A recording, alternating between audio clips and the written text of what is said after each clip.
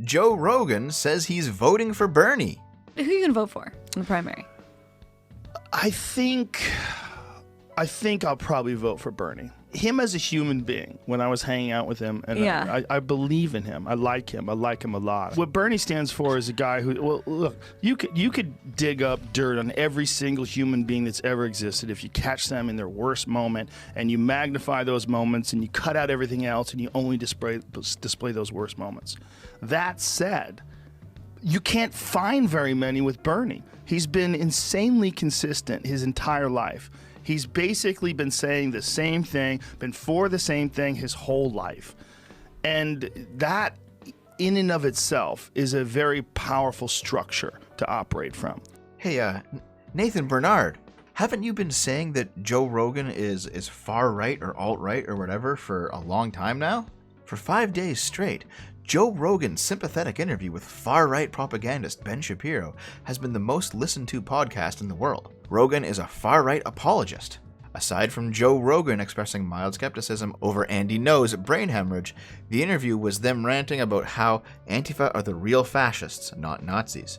Joe unfortunately agrees with these far-right grifters on most issues. Joe Rogan appeared on InfoWars yesterday to claim he's not a gateway to the far right.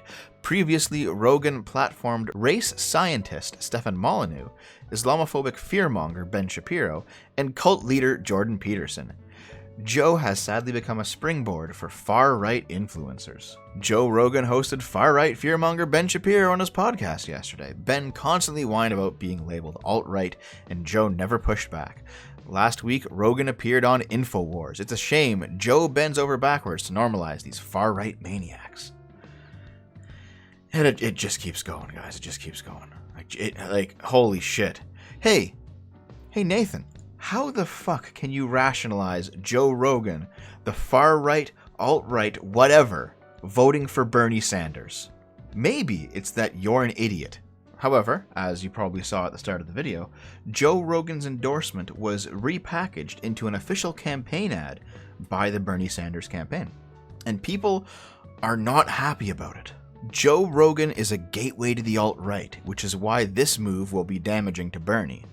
Now Bernie's movement will suffer an influx of Nazis who want healthcare. Those Nazis and their healthcare, making its spaces unsafe for marginalized members. Rogan knows exactly what he's doing, kneecapping incipient socialism. It's more that what you call Nazis, one, aren't actually Nazis, but two, are voters. Voters whom you will need the vote of if you actually want to win in 2020. You moron. If Bernie doesn't renounce Rogan's endorsement, he'll no longer be my number 2. He won't even be in my top 5. Signal boosting the endorsement of a man who is openly transphobic, misogynist, and a Nazi apologist is unacceptable. This is the hill I will die on. Yeah, it is the hill you will die on. With the attitude you have regarding politics, none of the people you support will ever get into office. However, more importantly, Joe Rogan isn't transphobic, or a misogynist, or a Nazi apologist. He is willing to discuss things openly, rather than simply accept your side's propaganda on the face of it, which is why you don't like him. If you guys came out and said being trans means accepting position A, B, C, and D, and someone decided not to outright reject those positions, but simply debate their merits, you would call that transphobia. And I don't mean an obvious position like trans people should be allowed to be alive or something like that. I mean something that actually has a discussion in it, like should trans people be allowed to compete in professional sports, specifically competing against people who were born that gender rather than transitioned. There's a legitimate conversation to be had there, but you think having the conversation means that you're transphobic, which is again, why you are wrong. Here's Peter, I married a blow-up doll coffin. Legitimizing Joe Rogan is not something that has been done by leftists on Twitter in the last 48 hours. It happened years ago. He has 11 million listeners. That ship has sailed. It's time to try to persuade those people of something. You know, on the one hand, I do love the idea that we could lay all of this at the feet of Fear Factor or something. On the other, though, Peter Coffin's actually right. Joe Rogan has 11 million listeners. If you want to get them on side, you have to treat them seriously and not just simply call them racists or whatever. Bernie Sanders must reconsider Joe Rogan's endorsement, says LGBTQ group. Human Rights Campaign says podcast host Rogan has attacked countless marginalized groups at every opportunity. And of course put in the least flattering picture of Bernie you can get. Yeah, no. A purity spiral is the opposite of what you want to have when you're trying to win an election. You have to have a broad tent that covers a lot of people with a lot of different views. That's how you win. And in fact, that is exactly what Bernie's campaign said, to their credit. The goal of our campaign is to build a multiracial, multi-generational movement that is large enough to defeat Donald Trump and the powerful special interest whose greed and corruption is the root cause of the outrageous inequality in America. Sharing a big tent requires including those who do not share every one of our beliefs, while always making clear that we will never compromise our values. The truth is that by standing together in solidarity, we share the values of love and respect that will move us in the direction of a more humane, more equal world. Now, you can object to a lot of the rhetoric used in that passage. There's certainly some problems with it. But the point is, we will not reject Joe Rogan's endorsement simply because a far-left vocal fringe doesn't like it. And that is the right thing to do in this situation. This is a pathetic response, and I'm done. It is clear the Bernie Sanders campaign does not care about holding transphobia accountable. Among the many other awful things Joe Rogan has perpetuated on his program, I am a human being and a trans person. I am not another belief. The problem, and this is I think a problem with a lot of trans activists, is that they equate their humanity with their activism. So for example, if you reject some of their political opinions, they take it as if it is a dangerous, direct assault on their very life. It's not. Obviously. But that's how they get away with rhetoric like this. Oh, and also, you work for the Hillary Clinton campaign. You're just fucking angry that you lost in 2016 because Hillary decided to fight against the activist wing of her own party. Feel free to stay mad about it. But there are idiots out there who actually think this is about gender somehow. Hillary must be quiet.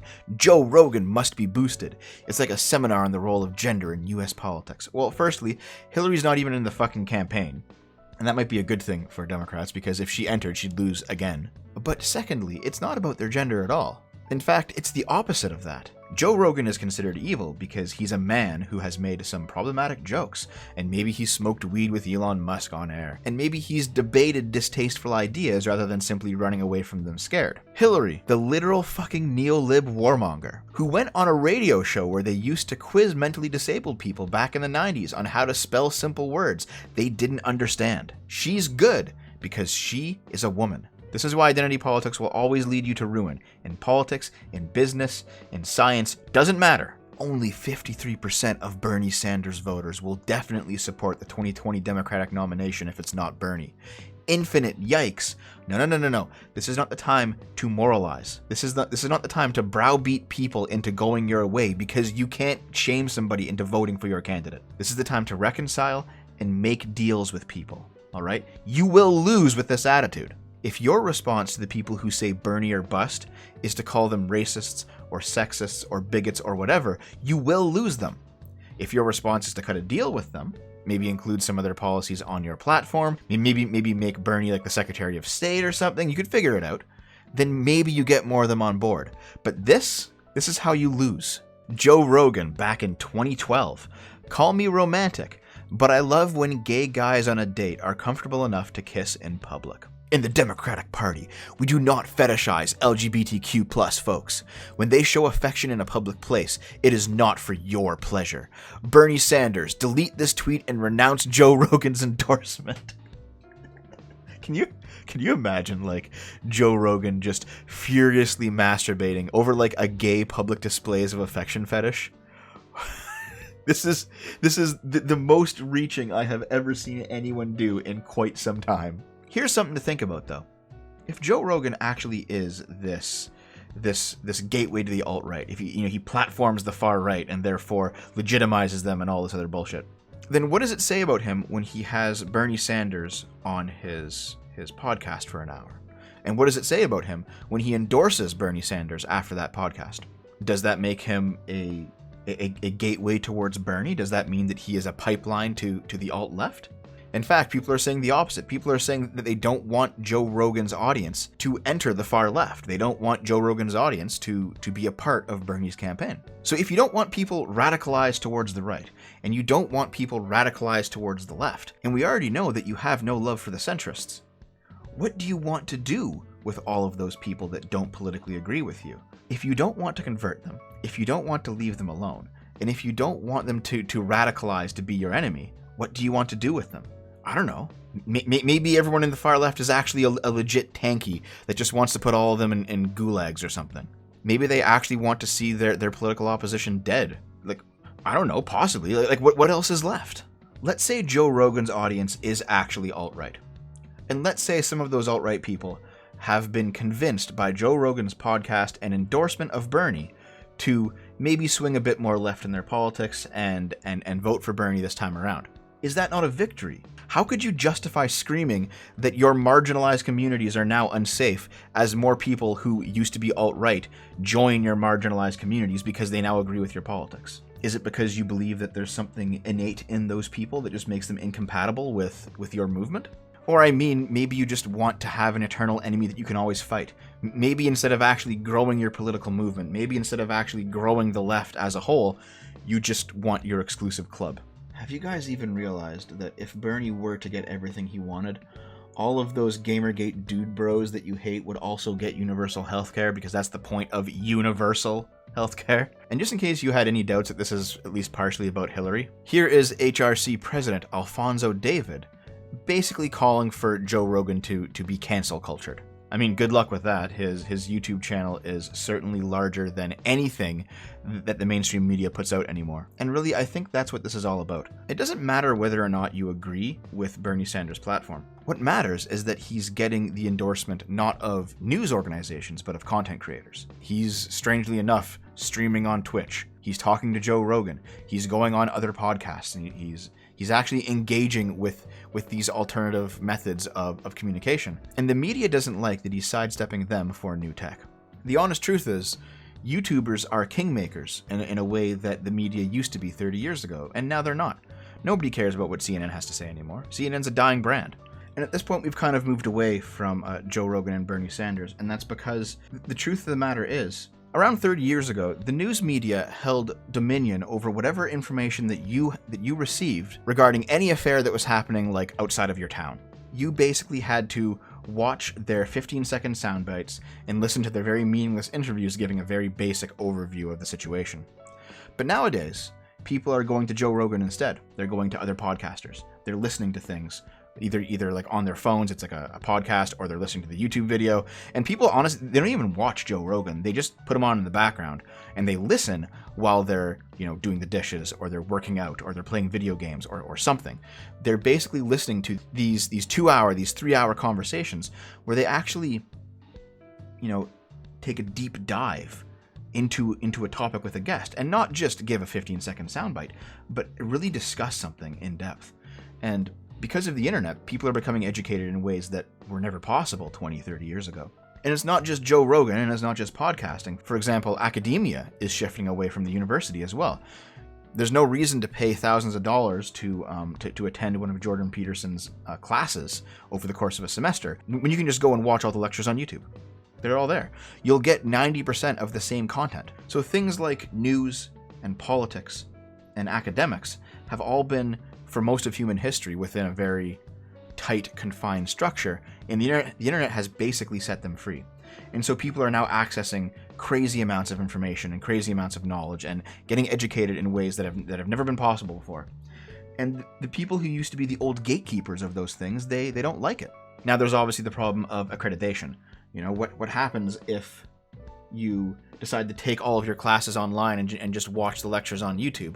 Like, how does somebody know that you actually learned all that stuff? That's why you have to get a degree or a diploma, because those things are basically proof that you learned what you say you learned. And currently that doesn't exist online, so who knows?